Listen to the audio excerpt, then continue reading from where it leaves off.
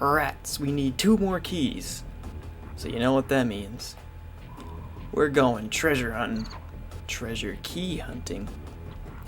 Hey everybody, I'm Nate357, and today we're picking up where we left off on the last episode of Sly Cooper and the Thievius Raccoonus, and we're going to get these next 3 treasure keys so that we can move on to the next portion of Mugshot's turf here.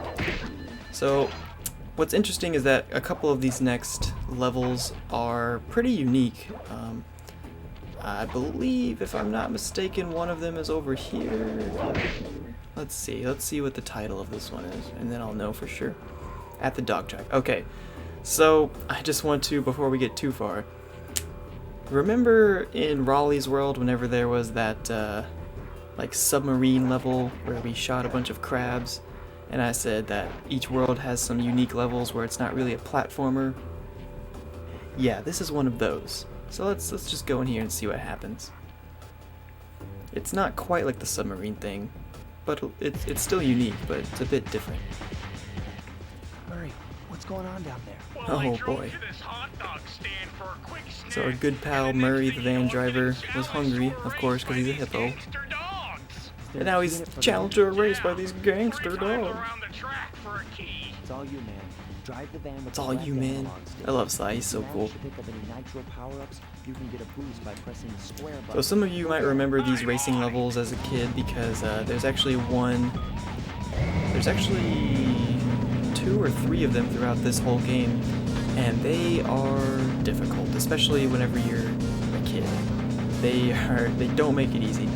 Now there is actually a glitch, or no, I'm sorry, that's only for the one on Panda King's World. Never mind, I'll explain that when we get there later. But for this particular racing mission, you actually just have to you just gotta race. You just actually have to race, and you have to beat everybody. There are 5 contestants, and yeah, it's not easy. Like you can tell, I'm already pretty much, yeah. There's the racing line, and that's lap 1, and I'm still in 4th place. So it's not like super easy to get past these guys. For whatever reason, the developers made these racing levels a lot more challenging than they probably should have, considering that this is supposed to be a kids game. But hopefully we won't fall behind. There's come on. Getting these nitros is pretty much vital. Like I don't think you could win without getting nitros, to be honest with you. And what really sucks is that they actually pick them up too. They don't use them, but they just pick them up so that you cannot use them. It's rather selfish, I do say. But we're catching up to this guy. We're on the final lap and we're still in 3rd place. So I've really got a lot of progress to make if I... Oh no. He like threw me into the side. Got a lot of progress to make if I wanted the chance. Something tells me I'm going to end up having to replay this mission. This freaking dog. This guy looks like a monkey to me from the back, but apparently, according to Murray's dialogue earlier, they're all gangster dogs. So, man, I cannot shake this guy. Alright, well, 2nd place. I got 2nd place, but that's not good enough. Get back in there. Yes, try again. Yeah, so Sly's really pushing us here. We really got to get that treasure key if we want to, progress into getting the mugshot, which is our overall goal here. We need to get to mugshot so we can avenge our family's death and take back the Thievius Raccoonus. Okay, so already in 4th place, that's pretty good. If I could get into 3rd before we even get into lap 2, that'd be fantastic. Looks like I might be able to, maybe. I don't like that one nitro is like so far to the right, you know? Some of the nitro placements aren't completely optimal. Oh, so close to getting into 3rd, but close enough. We'll just say I am, because I'm about to be pretty soon, right here. Yeah, there we go. Oh yeah, I knew that guy was gonna pick up that nitro. Come on, man, don't be a jerk. I really like this guy who's in 1st place. He has like horns on the back of his, like trumpets and stuff on the back of his car that's just constantly playing this little tune. you could probably hear it. It's kind of annoying, but it, I guess, gives him a little bit of character. To me, anyway, it does, because it's like, oh man, I really freaking hate this first place driver. He's so hard to catch up to and beat. And now every time you hear this little tune, it just triggers your hatred of him, basically. It's pretty funny. I'm not sure why they designed him like that, but we're in first place now, so it only took us 2 tries to get this key, as long as we can maintain our first place status for the next like 10 seconds. Oh no, oh god. Maybe I spoke too soon. Okay, no, we're good, we're good. Totally fine. Way to go, Murray. Way to go, Murray. So now we have earned our right to drive up to this hot dog stand and get ourselves a treasure key. Aw, yeah.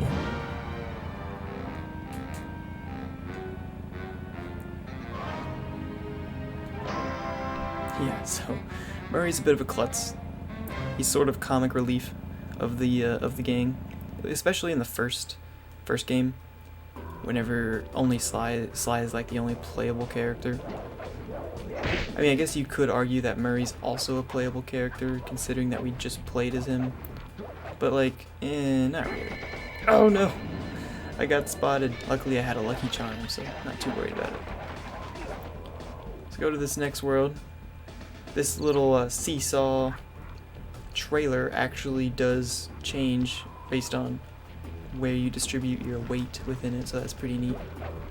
Murray's Big Gamble. So here's yet another unique level that this is another like sort of reoccurring one. There's racing levels and then there's these levels. So the reason I saved these for this episode is just to show you guys the unique non-platforming Sly Cooper levels. Murray is in position to make a run for this key. Okay, so what do I do? So what do I do? Sly's like, why am I even here? What's my purpose? Use the left analog stick to aim and press the square button to fire. I'll do my best. I'll do my best. Yeah, so these levels I enjoy much more than the racing levels. It's a just a turret level. It's really cool. You just have to protect Murray, and I'm going to edit my where is it at? Controls. Turrets. Up equals aim down. Up equals aim up. Please. Thank you. There we go. That's better. So yeah, you just have to protect Murray because even though he's a big, strong hippo, he's kind of a scaredy cat as well. And every time an enemy comes up, I'll let him stew for a moment. He'll get scared and just run and hide, and you have to protect him. Luckily, he has a charm, because if he takes a hit, it's like game over. If Murray dies, it's game over. So here's another guy coming up. Yeah. Luckily, I've played this game so many times throughout my life that I know where all the enemies come from. Oh shoot, wrong window. No! I shot Murray! No! Murray, I'm so sorry. I didn't even know that could happen. I thought there was... What happened to the friendly fire, man?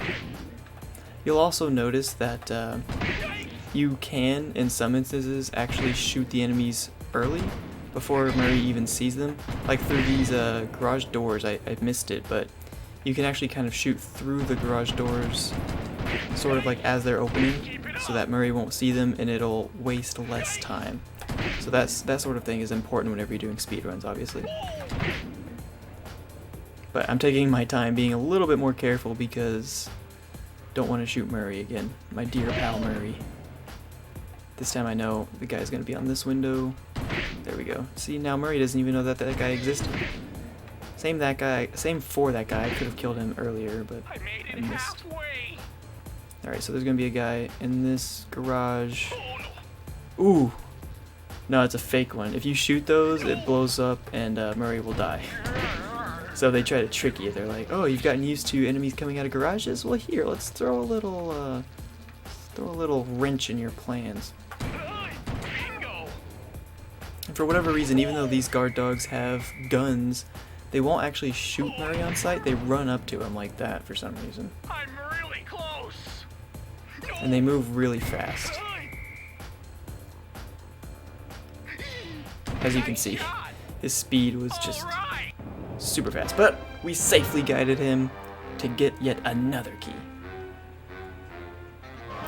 What did it say? Like 27% down? That's pretty tight. I'll take that. Somewhere around there. So yeah, I just really wanted to show you guys some of the more unique levels that are recurring throughout this first game, so we will see more of them. No worries if you really like those. But now we're gonna go do another traditional platforming level. I actually, oh geez, he spotted me again. Shoot, no. Oh, he shot me. That's fine. Boneyard Casino. I actually really like this level in Mugshot's world. Possibly one of my favorites, I think. So yeah, this first opening area, we need to get into the casino, but it's locked off. Luckily, someone left the switch right here for whatever reason. And he says, "Nice job," as if it was really that hard. Got those machine gun toting dogs hunting like a pack.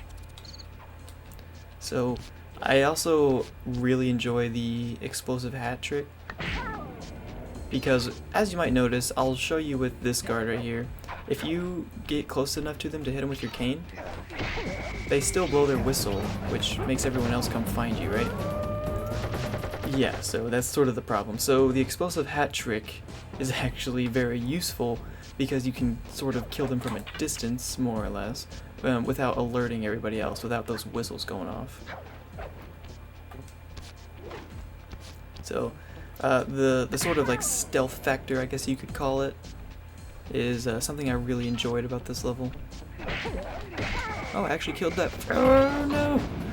Dang it. I was about to say, I actually killed that first guard without setting off his alarm, and then I died. Okay. Why am I struggling so much with this one level? Come on now. It's not that hard. Actually gonna do something here. Hopefully I don't get spotted. Yeah, I'm gonna take him out at the same time.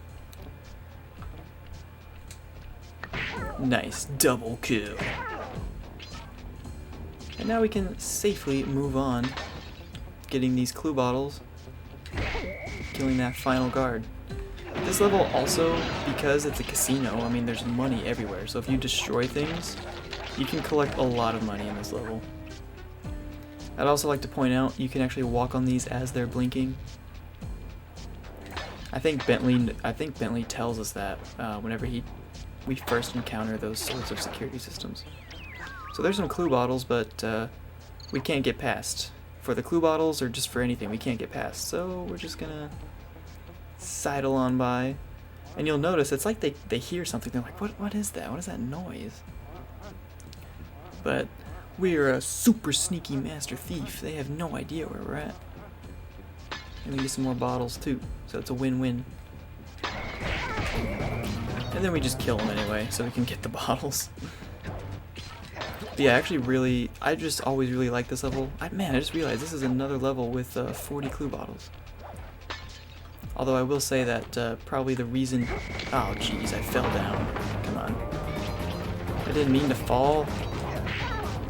But I'd say one reason that this has so many clue bottles in it is because areas like this, where they're all just together, and this isn't even the last of it. Let me tell you, if you climb up this rope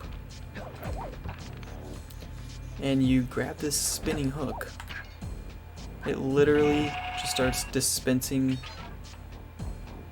coins? I thought it dispensed clue bottles. What? What? Man, I really thought that dispensed clue bottles. I guess I'm thinking of something else. Let's just keep going. Yeah, but this is actually a pretty... Oh geez, that was close. This is actually a pretty long level. A lot of the Sly Cooper levels are pretty short and sweet. Oh, I set off the alarm, I didn't even realize. Whoops. But, you know, because this is, Mugshot, it's sort of setting the stage for what Mugshot's all about. Casinos and gambling and thugs and all that sorts of stuff. They really set it apart to give that vibe. And it does a pretty good job. It does a pretty good job. I like how these tables have Mugshot's name on them and everything.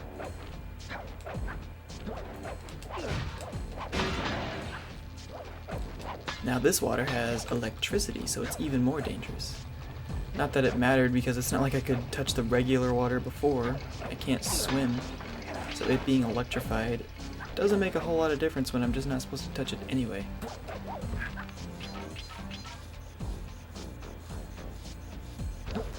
And I also I don't know why, but I really like the bouncy physics of jumping on these things. But don't ask, man. It's just one of those things I've always really liked about this level.